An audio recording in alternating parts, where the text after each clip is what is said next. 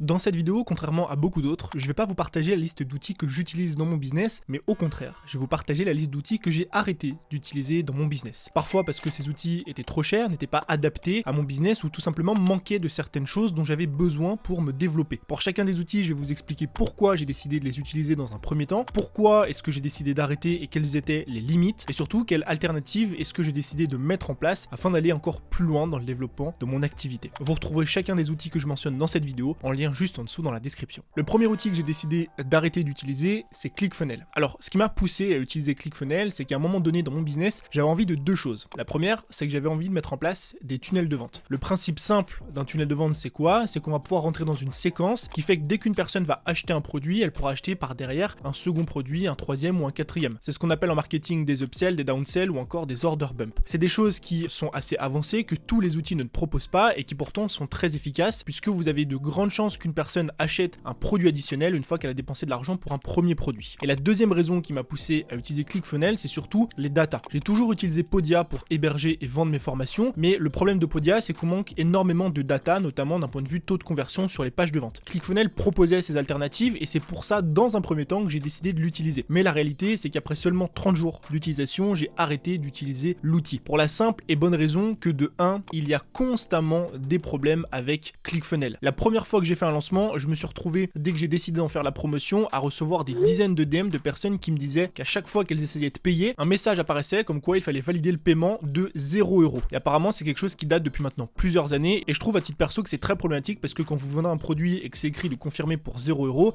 ça fait légèrement fake et ça pose énormément de problèmes. Et la deuxième chose, c'est surtout que j'avais un souci en termes de double opt-in. Alors je m'explique. Le problème d'utiliser ClickFunnels, ou en tout cas la façon dont moi je l'utilisais, c'est que dans un premier temps, quelqu'un allait cliquer sur la page de vente, donc il y avait la présentation de mon produit, et en fait, il fallait cliquer sur le bouton accéder à la formation, ça allait rediriger vers un bon de commande, et ensuite la personne pourrait acheter. Le problème d'utiliser un formulaire à 2 étapes quand vous décidez de créer une page de vente, finalement ça va créer de la friction et ça va diminuer le nombre de personnes qui vont aller voir le bon de commande. Par exemple, je pouvais me retrouver avec 2000 vues sur ma page de vente et seulement peut-être 200 personnes qui vont voir le bon de commande. Donc j'ai décidé d'arrêter d'utiliser ClickFunnels et de changer pour un outil qui est pour moi en tout cas beaucoup plus efficace, qui s'appelle Thrivecart. Thrivecart en fait c'est un bon de commande, vous pouvez créer des pages de vente comme vous pouvez le faire sur ClickFunnels. Non seulement vous avez toutes les datas, c'est-à-dire que vous connaissez le nombre de personnes qui ont vu la page, le taux de conversion, et surtout vous pouvez créer des tunnels de vente, c'est-à-dire avec des upsells, des downsells ou encore des order bump. Et en plus de ça, on n'a pas ce fameux problème de double opt-in dont je vous parlais précédemment. Pour les personnes qui utilisent Podia comme moi par exemple, la seule manipulation à faire pour pouvoir connecter Thrivecart à Podia, c'est de passer par Zapier, un outil d'automatisation, pour justement connecter un achat avec un produit. Dire finalement à Zapier, dès que quelqu'un achète par exemple mon produit sur la productivité via Thrivecart, il va automatiquement être inscrit à mon produit sur la productivité via Podia. Vous connectez les deux outils et vous pouvez vendre de cette façon sur Thrivecart des formations que vous avez hébergées sur Podia. Encore une fois, tous les liens des outils que je mentionne sont juste en dessous dans la description. Le deuxième outil que j'ai décidé d'arrêter d'utiliser, c'est Trello. Et là, je sais que je vais pas me faire beaucoup d'amis parce que Trello, c'est un outil qui est extrêmement utilisé. Moi, à titre personnel, je l'ai longtemps utilisé pour créer mes calendriers édito afin d'organiser mon contenu pour les réseaux sociaux. En fait, chaque carte correspondait à une semaine et donc ça me permettait d'organiser comme ça facilement mon contenu carte après carte et semaine après semaine. Le problème de Trello, c'est que vous êtes très limité. À part créer une carte ou plusieurs cartes sur un même tableau, vous pouvez pas faire grand chose de plus. Et donc j'étais très vite bloqué. Si par exemple je voulais créer mon calendrier édito pour une autre plateforme, il fallait que je crée un second tableau. Je pouvais pas mettre tout sur le même tableau, sinon ça risquait d'être complexe. Et en plus de ça, je ne pouvais pas créer plusieurs catégories au sein d'un même tableau. C'est un peu le problème des outils qui sont simples, c'est que dès que vous voulez aller un petit peu plus loin en termes d'organisation, ça devient très limité. Et donc l'alternative que j'utilise aujourd'hui, c'est Notion. Alors Notion, c'est un outil qui est extrêmement avancé, vous pouvez faire beaucoup de choses avec Notion, notamment créer des calendriers édito, mais bien plus encore. Moi, à titre personnel, je l'utilise pour mes calendriers édito, évidemment pour d'autres choses. Et voilà un petit peu ce que je peux faire en termes de calendrier édito. Ça, c'est le calendrier édito que vous voyez uniquement pour YouTube. J'en ai pour différentes plateformes. YouTube, c'est vraiment le calendrier qui est le plus avancé. Donc ici, je vais avoir mes différentes catégories, c'est-à-dire les différentes thématiques, réseaux sociaux, création de contenu, produits digitaux, finance et argent, apprentissage, productivité, activité économie digitale. Et au sein de chaque ligne, correspondent finalement aux différentes cartes qu'on peut avoir dans Trello, je vais avoir des sous-catégories. Vous voyez, si je les ferme ici, vous allez toutes les avoir. Vous avez aussi par exemple contenu SEO. C'est finalement les vidéos qui vont être référençables sur YouTube liées à des mots-clés. Vous avez ici comment, donc c'est plus des vidéos éducatives. Ici, vous avez les concepts, les vidéos potentiellement virales, les vidéos outils. J'ai ensuite ici les vidéos humaines ou storytelling. Et ce qui me permet en fait pour une seule catégorie d'avoir des sous-catégories. Par exemple, si je vais ici dans Content Creation, donc dans création de contenu, je vais avoir des vidéos qui sont basées pour le référencement naturel, des vidéos éducatives avec how-to, des vidéos concept, des vidéos potentiellement virales. Alors malheureusement, il n'y en a pas pour cette catégorie. Je vais avoir ici les vidéos masterclass, je vais avoir ici les vidéos outils, et donc ça me permet d'organiser mon contenu beaucoup plus efficacement. Donc moi, encore une fois, je vous recommande peut-être de démarrer par Trello pour tout ce qui est calendrier édito, si vous démarrez et que vraiment vous commencez à poster du contenu sur Internet, mais dès que vous commencez à maîtriser réellement la création de contenu, que vous êtes sur différentes plateformes avec des sous-catégories, je vous invite à rapidement passer sur Notion parce que vous aurez beaucoup plus de possibilités. Le troisième outil que j'ai arrêté d'utiliser, c'est le Creator Studio. Et là, encore une fois, je sais que je vais pas me faire beaucoup d'amis, mais attendez un petit peu. Je suis pas en train de dire que parce que moi j'ai arrêté, tout le monde doit arrêter, mais je vais vous expliquer un petit peu pourquoi. Le Creator Studio, c'est un outil qui permet de planifier son contenu, notamment sur Instagram et sur Facebook. C'est un outil qui est génial parce que de 1, il appartient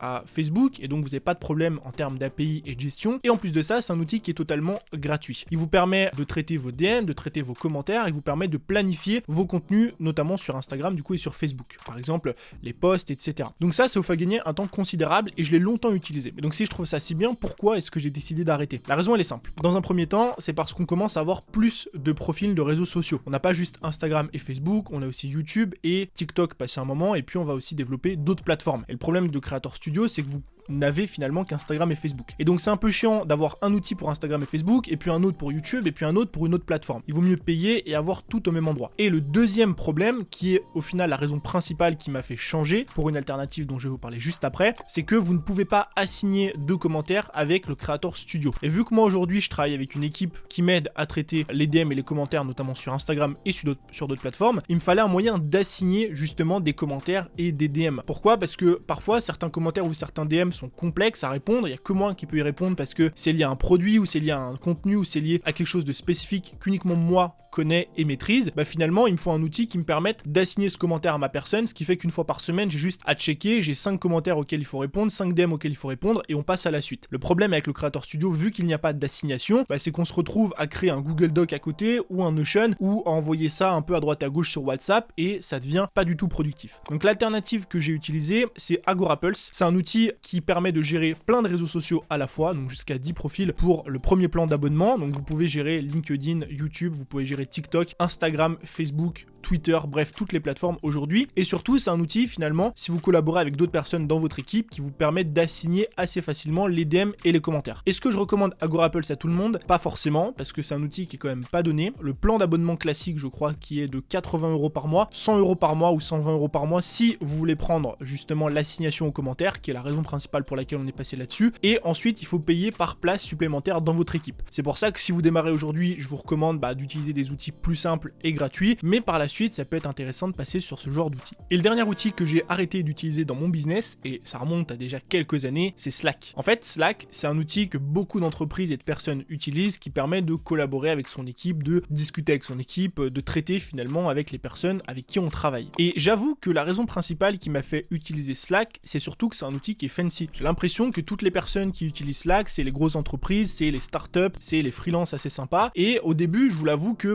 j'avais jamais utilisé Slack et je me suis dit pourquoi pas utiliser Slack comme tout le monde, parce que finalement c'est un outil qui permet de collaborer avec les gens avec qui on travaille. Et j'ai très vite compris que c'était pas du tout adapté à mon business et à mon profil. Encore une fois, ça veut pas dire que c'est adapté à personne. Il y a certaines entreprises qui ont besoin de Slack parce que c'est un très bon outil, mais dans mon cas, c'était pas du tout adapté. La première raison, c'est que c'est un outil qui est trop complexe pour ce que moi personnellement j'en fais. En fait, j'ai une règle d'or dans mon business qui est d'essayer de simplifier au maximum les choses et donner de la liberté et de la responsabilité aux personnes avec qui je travaille. Et en fait, j'ai envie de minimiser un maximum les feedbacks et les échanges finalement pour que tout le monde puisse être le plus productif, le plus efficace et le plus libre possible. Et donc en utilisant Slack, j'avais l'impression de complexifier quelque chose qui n'avait pas besoin de l'être. De demander aux personnes avec qui je travaille de télécharger une application qu'ils n'avaient pas forcément pour essayer de créer un groupe, pour essayer d'envoyer finalement peut-être 2 ou 3 messages maximum par semaine. Et donc je me suis dit pourquoi essayer de faire compliqué quand on peut faire simple. Aujourd'hui, les alternatives que j'utilise, elles sont très simples et tu vas comprendre pourquoi. Premièrement, j'utilise WhatsApp. pour discuter avec les personnes avec qui je travaille. Et deuxièmement, j'utilise Notion pour stocker mes process. En fait, dès que je vais déléguer à quelqu'un ou travailler avec quelqu'un, je fonctionne toujours de la même façon. Je vais d'abord identifier la tâche que je délègue. Je vais ensuite créer un process. Ce process, il va être stocké dans une page Notion sous format vidéo et sous format textuel. Par exemple, pour tout ce qui est sous-titres de vidéo, montage vidéo YouTube, pour tout ce qui est hébergement des FAQ sur les plateformes de formation. Tout ça, ça a été filmé de mon côté. J'ai expliqué comment je faisais au travers d'un Zoom et j'ai stocké ça sur un Notion. Ensuite, ce que je fais, c'est que dès que je vais travailler avec quelqu'un pour la première fois ou finalement pour le long terme, je vais lui envoyer le lien de ce Notion là, il va pouvoir prendre conscience du process que j'utilise et ensuite il va pouvoir tout simplement appliquer tout ça de son côté. Donc ça lui permet d'être autonome, d'être libre, de gérer ça comme il veut et ensuite on utilise WhatsApp pour faire les échanges ponctuels de la semaine. Par exemple, dès que j'ai terminé le SEO pour une vidéo,